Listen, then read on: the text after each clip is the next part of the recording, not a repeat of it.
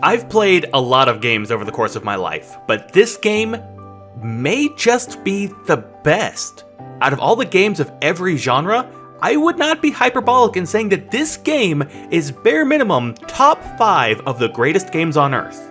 I can't begin to tell you how much of a masterpiece this game is on so many levels, but I'm gonna try.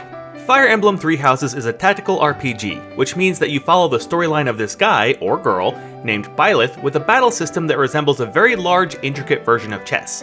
And Three Houses takes both of those genres and makes them so profoundly magnificent that it completely revolutionizes how a game should be played. So let's start off with the story, and don't worry, I won't tell you any spoilers. You're this guy named Byleth who's a mercenary working for his dad, but after encountering a couple bandits who are targeting 3 very influential teenagers, they end up working at Garreg-Mach Monastery, a school for nobles and other children of favor. This right here is where we're already getting into one of the best parts about this game. Byleth works as a professor at this school, and the house that he oversees completely changes the storyline that you get for the remainder of the game. Originally, I thought that there were only 3 storylines you could follow, but as it turns out, there are 4 depending on which actions you choose in-game. While a game like Metroid Dread could net you somewhere between 9 to 15 hours of playtime to fully complete the game, this would take you hundreds, just due to the sheer amount of content that they offer you. Just as a piece of advice, I'd recommend choosing the Golden Deer House so that you can get what I'd consider to be the most complete storyline. In general, Klaus's story gives you the longest adventure, Dimitri is the most interesting house leader, but in the end, I'll always be a Black Eagle for life. So while I'm on the subject, let's talk about the characters. Just like with any game, there are good characters and bad characters, but aside from Ignatz, there aren't any characters in Three Houses where you don't want them on screen. I genuinely wanted to learn more about almost every single character in the game and find out more about where they came from, what their backstory is, and what their ambitions are. And speaking of where they came from, the map of Fodlan is huge with lots of different regions, and learning more about each of these regions genuinely gives you a more complete understanding of all the little intricacies that happen with the characters, the story, and the plot moving forward. The continent that they live on, Fodlan, is separated into 3 states: the Empire to the south, the Kingdom to the northwest, and the Alliance to the northeast. Each of the house leaders is a future ruler of these states, so when you choose a house, you're really choosing which territory you want to align yourself with when the mid-game happens. This brings me to my first gripe with the game. First of all, I love the first half of the story. I genuinely feel joy when I play it. The only problem is, if you want to play as a different house, you have to relive the same first half of the story every single time. Remember when I said you could pour hundreds of hours into this game? Yeah, I put in about 30 just getting the recording for the first half of one house. This game is still different to an extent depending on which house you choose, but mainly just because the cutscenes for important missions will use different characters, which then impacts who you have to battle with on the map. Again, I still love the first half of the game, but reliving it over and over again when I want to play as a different house can get exhausting. If you plan on playing this game to completion once, you'll never have to worry about that, and trust me, after completing one house's entire storyline, you'll probably want to take a break. But I've never met anyone who only played one house. I don't want to get too deep into the storyline though, since I don't want to accidentally bring up any spoilers, so let me talk about the battle system real quick.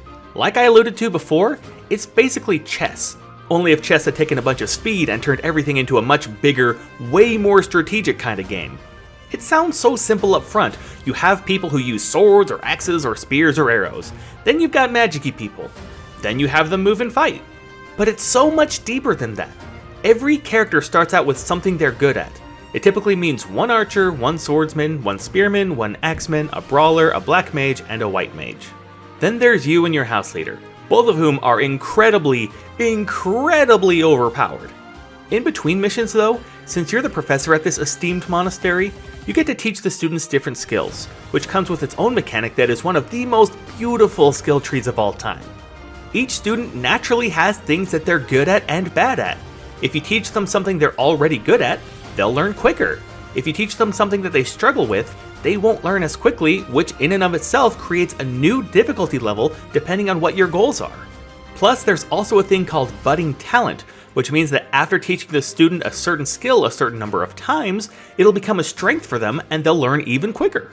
Plus, there's also a professor expertise mechanic, which means the better Byleth is at a certain skill, the faster the students learn. They can also get more experience and skills by going to the sauna, singing in choir, or restoring the saint statues. The amount you can teach them depends on their motivation, which comes from feeding them tasty meals, giving them presents, or doing lectures with them. This can also boost their affection between each other, which leads me to my next gripe. Just like in earlier iterations of the game, there's a support function, and it's another reason why I love this game so much. It's so interesting, albeit sometimes disappointing, to see how much a character can bond with other characters. In some instances, two characters of opposite genders can even confess their love for each other, but only with some couples. I believe in Awakening and Fates you could have any support characters marry any other characters of the opposite gender, but in Three Houses you get a limited number of suitors. Seriously, why can't Bernadetta and Sylvain just fall in love for Pete's sake? Also, like in other Fire Emblem games, there's a time skip, which the 3DS games used as a way of having characters make babies, which gives you even more characters. But sadly, in Three Houses, all the romance options give you is a little "and they lived happily ever after" section in the credit roll. Plus, the time skip gave the characters new designs, and sadly, most of them turned out to be either meh or just downright ugly. Just look what they did to Ferdinand! Anyway, I got a little off track. Back to the battle system.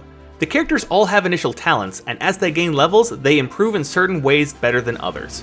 For instance, Lysithea is always going to be a glass cannon, and Anna will never be any good at magic. But you can still turn Anna into a mage and turn Lysithea into an armored knight. It's all about how you want to play the game and how you want to stack your team. What's that? You joined one house but want another character? Good news! You can recruit characters from other houses, and sometimes you can recruit the faculty too. The big thing you need to worry about is the amount of units you can place on the battlefield. As you advance in your class, you gain new abilities, and the characters you choose changes what abilities you can learn. Plus, you get combat arts, which let you use up more of a weapon's durability in return for longer range or heavier attacks. Oh yeah, your weapons have durability in Fire Emblem, which is kinda like a love-hate relationship I have with the battle system. On the one hand, it makes me think strategically about the resources I have. On the other hand, I need to go back to the marketplace between battles to buy more equipment, and if all the equipment on one character breaks, then they're essentially useless for the rest of the battle.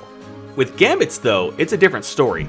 Three Houses is the first to introduce battalions, which change your overall stats while giving you the ability to attack an opponent without your opponent being able to hit you back. They're also more effective when you have a higher charisma stat, which can be gained from my personal favorite part of the game, tea parties. Again, it just adds an extra level of depth to the combat, and while at first I thought it was a forced mechanic, I've since learned to love it. Finally, it isn't just a square chessboard. There are obstacles and terrain that change the way you strategize to keep all of your units alive, because if you're playing the classic mode, once a unit dies, they're gone forever. Archers can only hit from 2 spaces away, mages can hit either 1 or 2 spaces away. Brawlers aren't very good against armored knights, mages aren't very good against Pegasus riders, horses don't go upstairs very well, thieves are really slippery and hard to hit. The amount of detail that went into creating this game is completely unmatched.